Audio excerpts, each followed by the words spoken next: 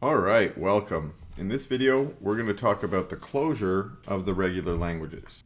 Okay, to get started, let's just remind ourselves of a few things. First of all, what are regular languages? Remember, we defined this in a previous video. The regular languages are any language that can be recognized by a DFA or an NFA. Now, let's assume that we have two languages, L1 and L2. They don't have to be regular languages, but typically they are when we are talking about this particular kind of operation. We can define what we call the regular operations, and these are special operations that are related to the regular languages. And the three that we define to be regular operations are the union operation, the concatenation operation, and then the Kleene star operation, which we've seen before. Let's take a closer look at each one of these. So the union of two languages is this straightforward set union of two languages that you're probably familiar with. Okay, if we're taking the sets, remember languages are just sets of strings. So if we take the union of them, we're just taking all of the strings that are in either one of the languages. So that's all that this definition is saying. All the sets X, all the strings X, such that X is either in language 1 or it's in language 2. So pretty straightforward following our understanding of union. So then maybe we can look at concatenation. Concatenation is a process that typically works on strings, not sets, and so we're going to translate that into this set concatenation. We have two sets here, L1 concatenate with L2. What we're saying is, well, grab a string from L1 and a string from L2 and just smush them together like they're concatenated together. Now you've got a concatenation of those two languages. Okay, we can extend that into a more extreme case using the Kleene star. Remember what the Kleene star said is when we applied it to an alphabet, we said we'll take any members of that alphabet and just build a string out of them. Okay, any string built out of those members. Well, we can do the same thing with strings. We can say take any string from this set, this language now, and just concatenate as many of those strings as you want together. As long as every one of those strings was from the language, you now have a string from the language star. And these three operations, they're just operations you can define on languages. We call them regular operations because they have specific properties when we apply them to the regular languages, which we're going to talk about more now. So let's consider as our example languages for this video at least, these two languages here. So L1 is the set all strings X such that X has at least two ones. And L2 is this all strings X such that the length of X is even. So these are simple languages that we could define over our binary alphabet 0, 1 that we can also very easily and maybe already have design DFAs or NFAs for these languages. So if you want to, you can just pause, take a second and go design some machines for these languages, get some practice. And then what we can see is we can define, using these two languages, we now can give example languages of L1, L2, union L2, L1 concat L2, or L1 star or L2 star. And I've just got some examples of these. Let's just take a quick look at them. So L1 union L2. So that means all the strings X that has at least two ones or has an even length. So we've just taken these two criteria and ORed them together. Okay, the concatenation, all strings X, Y such that X has at least two ones and then the length of Y is even. Okay, so first we're looking for two ones. After we find two ones, there's going to be some split off point. After that, we want to have an even length string. Okay, weird. It's maybe not the most interesting language, but we can see we can build it out of these two languages. L1 star, okay, this says X has at least two ones or X is equal to epsilon. Now, what does that mean? Well, I've kind of translated it here because if you take X has at least two ones, and then you take another string that has at least two ones and you put it after it, and you take another one that has at least two ones and you put it after that, and so on and so on, all you've got is another string that you know has at least two ones. You haven't really guaranteed that, you don't know much more about it. The other thing that you can do here, the special cases, remember that when we apply the star, one of the things we can apply with the star is 0. So now what it's saying is either we're going to have not two ones, okay, or we're going to have at least two ones. So it's a very bizarre language, to be honest, but the thing I want to highlight with it is it gives us this extra little nugget here that says, hey, It only expands the original language by actually adding in epsilon, which is kind of cool. Okay, now let's look at L2 as well. Originally, our language L2 was all the even strings. Well, if you take an even string and you concatenate it with an even string, you get another even string. That's it. There's no way you can take an even and get an odd. So this language, when you apply star to it, doesn't change at all. It is the exact same language. Well, that's curious. That's weird. That's not going to be true for most languages, but it's going to be true for some languages, and it happens to be true for this one. Okay, so now we can start talking about the idea of closure. And closure is a very abstract mathematical idea that can apply to all kinds of mathematical objects. It typically applies to a combination of two mathematical objects. One is a set, and then the other is some operation that can be defined on that set. These are very abstract, very vague, okay? That set might be a set of numbers like the integers, and that operation might be multiplication. That's why we're using a dot here, or concatenation, right? Or it could be the set of integers and the operation could be addition or subtraction or division or square root or something else. I picked numbers because numbers are common in math, but we're talking about languages. So S could be a language, or it could be a set of languages, or it could be a set of strings, or it could be a set of substrings, or it could be a set of sets. All of these things, and then the operations could be things like concatenation or union or intersection or other mathematical operations. Now, what are we trying to define here? We're trying to define this idea of closure. So we will say that this set S is closed under the operation dot. I'll call it dot here to be agnostic. If and only if you pick some elements out of that set, say S1 and S2, you grab them out, and then you smush them together with this operation, whatever that operation is, the new thing that you get, whatever it is, should still be in the set. That's what it means to be closed. If you end up outside that set, you get something new that it wasn't originally in that set, then you are not closed under this operation. And that's this idea. Now let's apply it in some simple examples that might make it easy for us. So the set of even numbers. So what are we saying here? S, in our example here, are the even numbers. Okay, and then it says is closed under addition. So the operation that we are selecting here is plus, addition. Okay, so the set is the even numbers and the operation is plus. And what we are asking ourselves, according to this definition here, is if I take two even numbers out of my set and I plus them together, I add them together, do I get another even number? And again, we just sort of mentioned that in a previous video, that if you take an even number and you add it to an even number, you get another even number. It doesn't matter which even numbers there are. So this means that when you take that plus operation and you apply it to any elements of the even numbers, you never leave the even numbers. You always end up back inside the even numbers, which is kind of curious and interesting. Now let's reapply this to the odd numbers. If we do this again to the odd numbers, we find that we are not closed. 3 plus 3 is 6. Odd plus odd equals even. That means that the odd numbers are not closed under addition. Okay, well let's think about these two sets again. Even numbers, odd numbers, but let's change it up. Let's not talk about addition anymore. Let's talk about multiplication. So back to the even numbers. Are the even numbers closed under multiplication? If I take an even number and I multiply it by another even number, do I get an even number?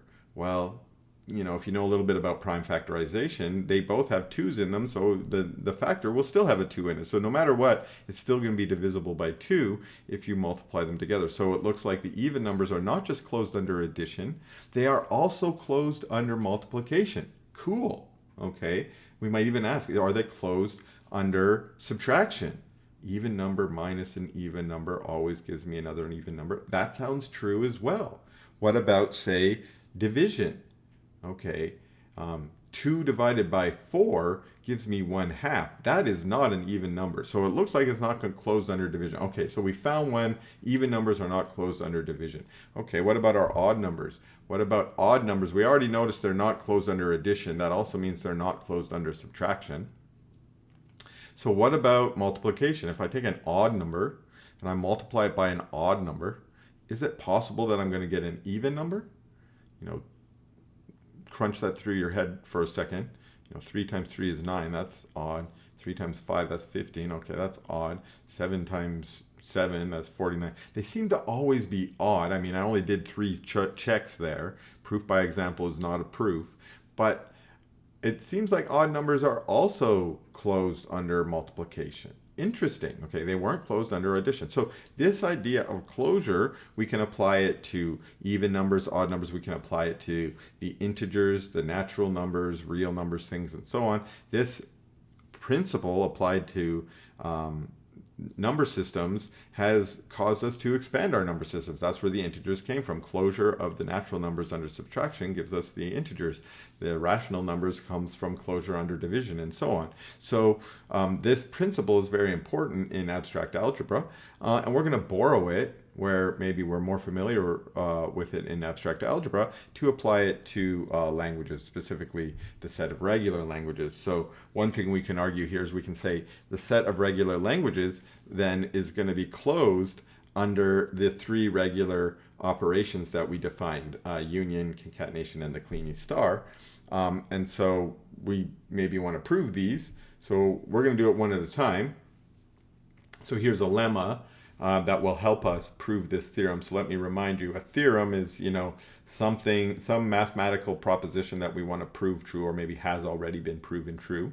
A lemma is usually an intermediate conclusion, something that we're going to prove along the way to proving that theorem, the thing that we really wanted to prove. So it's sort of like a mini theorem that we prove to help us prove the main theorem. Okay, so really what we've done is we've taken this theorem that has 3 closure claims in it. It says it's closed under union, concatenation, and star. There's a triple and there, and we're breaking that triple and into 3 chunks. We'll say we'll prove each of those 3 chunks one at a time. We'll start with the union. So this one says, let L1 and L2 be regular languages. Then what we're trying to prove is that the union of those languages must also be regular. Okay, so we're going to use these 2 example DFAs here for our 2 example languages to help us get an idea of how we're going to construct the machine for the union of these 2 languages. Now, again, this is going to constitute sort of a proof sketch. We're going to show you the construction. Now, remember, we did a proof construction in an earlier video. We're going to do a proof by construction here as well. We're going to start with 2 machines for the languages, and then we're going to show how we can build the machine for the union of the 2 languages, assuming we already had the other 2 machines on hand. So that's what we're going to do here. We have these 2 machines on hand. They're DFAs, and we're going to use them to build the NFA. Now, it's actually pretty easy. You just look at this example. We're just going to, boom, create a new start state here, okay? And we're going to add epsilon transitions out of that start state to this 2 start states of our original machine. So what does that, like, in essence do? It's saying when we start this machine, we can just transition into the start states of the other 2 machines as though we were starting both of those 2 machines in parallel. We're running both of them at the same time. Now, one of these branches is going to run this machine. The other branch is going to run this machine. If either of those machines ends up in the accepting state, then the whole machine accepts, because that's how non-deterministic finite automata work.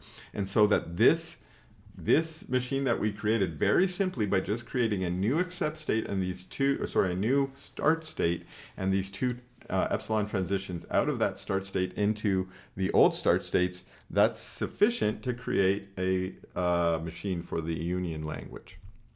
So let's see how we put this again formally. So usually the pictorial version is really easy for us to understand as humans.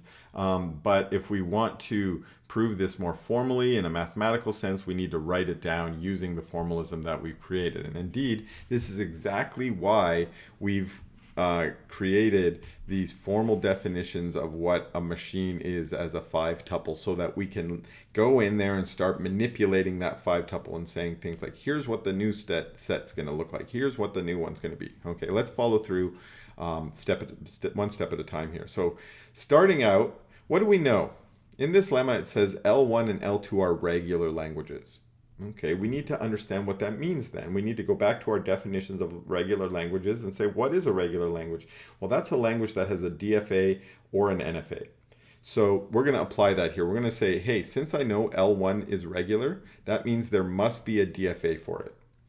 I don't know what the L1 is. All I know is it's regular. That's enough for me to know that it has a DFA. Again, I don't know which DFA. I don't know what it looks like. But I can be very general and abstract about it. I can say, well, let M1 be this thing. It's going to have a set of states. It's going to have an alphabet. It's going to have a transition function, a start state, and final states. And then the exact same thing for M2. Language 2 is also regular. It also has a DFA. Let's give it a name, M2. Let's be careful to say, okay, it's going to have a different set of states, a different transition function, a different start state, a different set of final states. I'm making the assumption here that we share an alphabet. If they don't share an alphabet, things get a little bit weirder, but we could still do it. I'm just going to assume they share an alphabet here. It makes things a little bit simpler. Okay, again, keeping in mind that jeopardizes the generality of our proof a little bit. This proof technically only applies if they both have the same alphabet. Maybe think for yourself as an exercise, what would we have to change here if they had different alphabets? Okay. All right, so we will construct a new machine. These ones I assumed were DFAs, so I didn't have to, but I am assuming they're DFAs. This one I'm creating is an NFA. Why? Well, we know we need to use that epsilon transition to make it work according to our construction. So we're making an NFA, M, and it's going to have its new set. Same sigma, we all have the same sigma, but otherwise it's going to have new set of states, new transitions function, new start state, new final state, okay? And our goal is to make it recognize L1 union L2. Okay, let's see, what is our set of states? Well, according to our construction, we needed all the states that we had in both of our machines. So we need all of Q1, all of its states, we need all of Q2, all of its states. Now, there's some technical implementation things that we might be worried about. In the math world, we don't worry about them, but in implementation, we might. What if these states had the same name? Like, what if in Q1 we had state 0, 1, 2, and then in state 2, in machine 2, we also had 0, 1, 2. Well, we keep this in mind. In math, we assume they're going to have different labels, but in actual programming, we're going to have to make sure, okay, if they didn't have different labels originally, now they need to have different labels. We need to be able to tell them apart. Okay, so again, mathematically, we're going to assume that's already the case, but here, you know, we want to make sure that we're aware of that technicality here.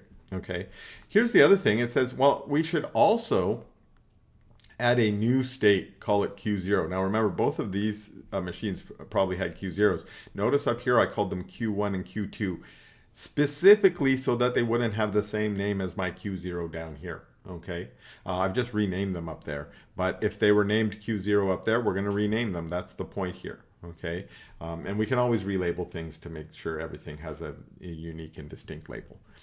Okay, but what is this new start state? There's an important thing. The new start state shouldn't be one of the old states. It's a new one. It's a new state. It didn't belong to either of the machines. It's a new one that we're adding. So we have all the states from machine 1, all the states from machine 2, plus one new one. Okay, I assumed all of them were the same alphabet, so let's move on to our transition function. Again, for the most part, the machines were going to stay the same.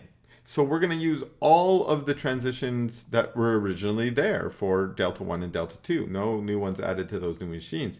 The only thing we need to add is from our new start state, we want to be able to move with an epsilon into either of the old start states, Q1 and Q2. That's what we picked out here. Okay, so our new start state has an epsilon transition to the old start states. Okay, well, Q0 is our new start state, so that's easy. It's the new start state. Okay, and where are our accepting states? Well, we didn't do anything to them. All the accepting states of the old machines are the same accepting states of our new machine. Okay, and we're done. And I say we're done, but you'll notice in my proof here, I say a proof of correctness is omitted. Technically, we need to prove that the language of this machine that we've just designed actually is the language that we claim it is. We haven't proven that in any way. So you're sort of just trusting me that this construction works. So this means this is an incomplete proof. It's not full. However, this proof of correctness is a little bit tedious and it's a little bit long, and so we're going to leave that part out. Okay. All right. So this is our proof of correctness that the regular languages are closed. Regular languages are closed under union. So that was our first lemma. Let's keep going. Our next lemma now is going to be about concatenation. So L1 and L2 are same setup. They're regular languages, but now we're going to concatenate them together. And again, hopefully this is going to be a regular language. So again, I'm going to start with our two machines for our example, and we're going to make a example construction and use that to inform our proof, the general construction. So here we're doing a specific example that doesn't constitute a proof, but then if we can generalize that specific example into a general construction, then that will constitute a proof. Okay, so again, we're doing the concatenation language, which again is a little bit weird to think about. What it means is after we finish processing this first machine, we want to be able to move to the second machine so we can start processing the second machine, which will do whatever it's doing. Again, these two languages are a little weird, and I don't know why we would concatenate them together, so that part might be a little weird, but the process that we're using is we're going to use to inform the general process. Okay, so again, we want to be able to leave this machine and then enter this machine. That seems to suggest to me that I want to transition from this machine to this machine. Okay, when?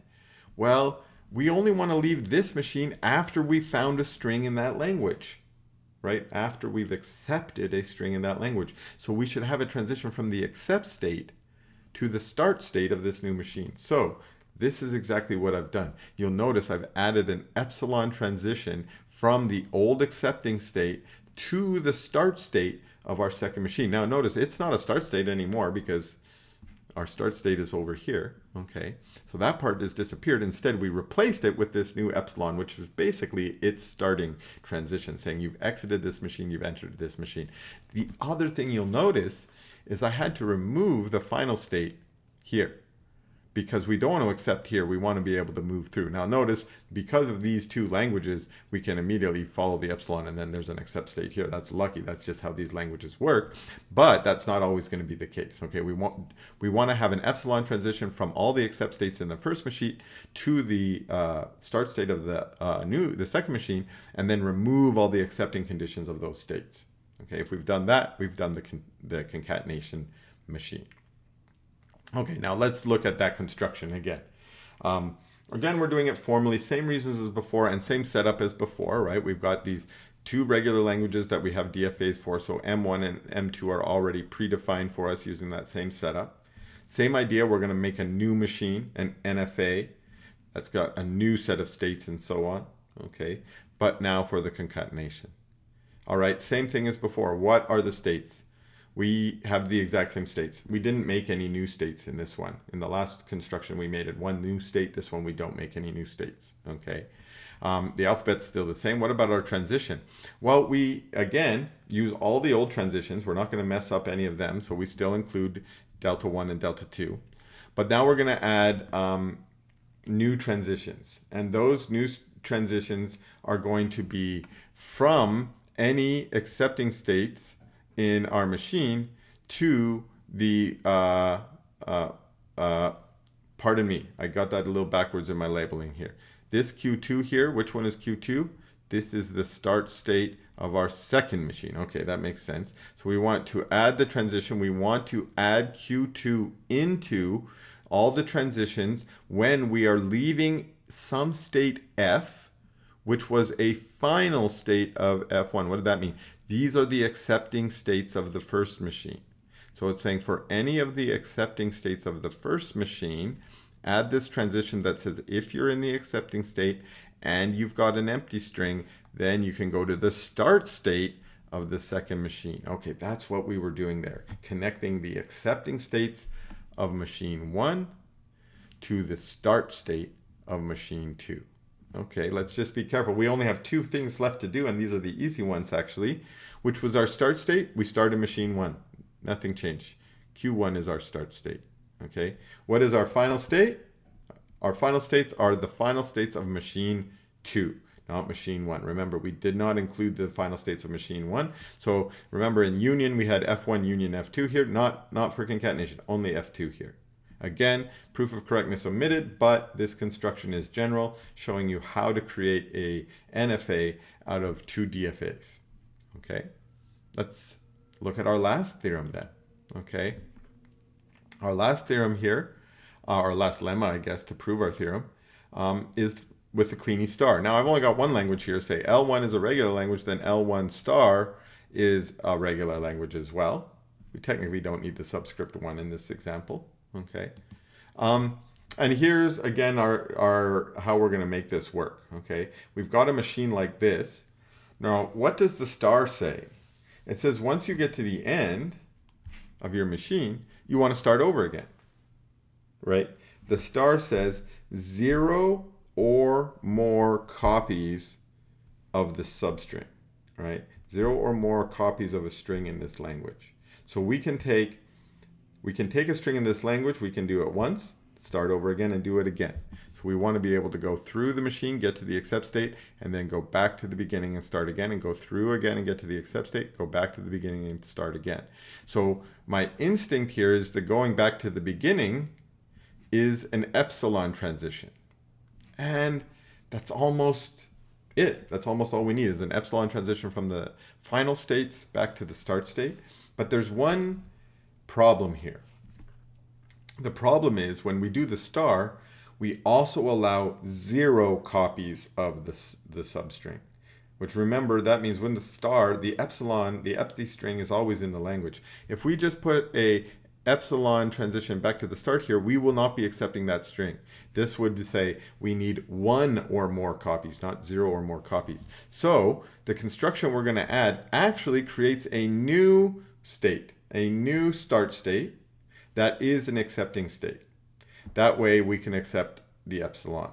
Okay. Then we also add an epsilon transition out of that state into the start state in case it wasn't already accepting, which it wasn't. Okay. And then we can process the machine, and our epsilon transition goes back to that original state. Now, it technically could also go back to 0. It doesn't have to go back to 3.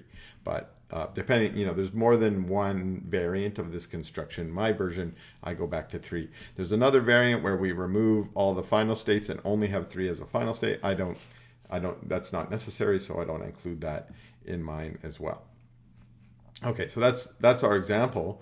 So again, let's look at our construction here. What did we do? Well, again, same sort of setup, except now we only have one machine instead of 2.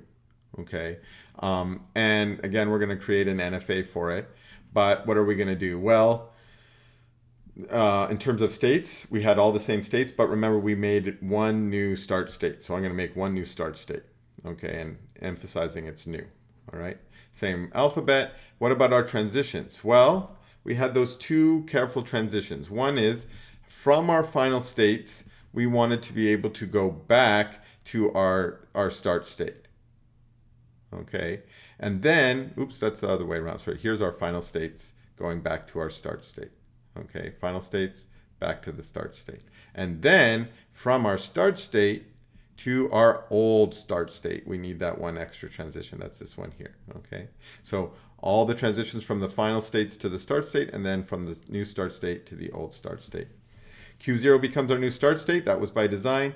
And our new set of final states includes that new special start state. That's why we included it.